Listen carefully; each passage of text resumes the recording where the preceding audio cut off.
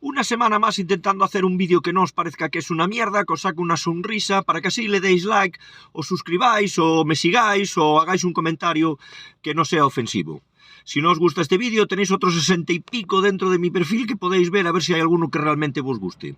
Y ahora vamos al lío con lo de las bodas. Cuando yo me casé en la época de Casco Porro, lo normal era ir de luna de miel a las Canarias. Era un viaje súper interesante. Ibas a una isla, ibas en avión y el clima estaba de puta madre. Comparado con lo que teníamos aquí, eso era el paraíso. Han pasado los años y realmente luego hubo una ola que la gente iba a Cancún, a la República Dominicana, iban al Caribe mexicano.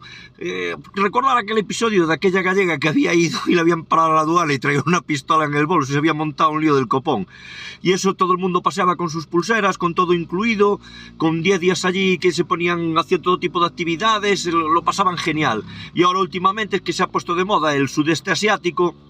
Está ir de luna de miel al Vietnam, a pasear por las pasarelas del Yangtze, a Tailandia, a Bangkok, a Bali, no sé qué. Bueno, no había ido nadie en general, desde Rambo, que había ido a buscar a los últimos americanos que quedaban de la guerra.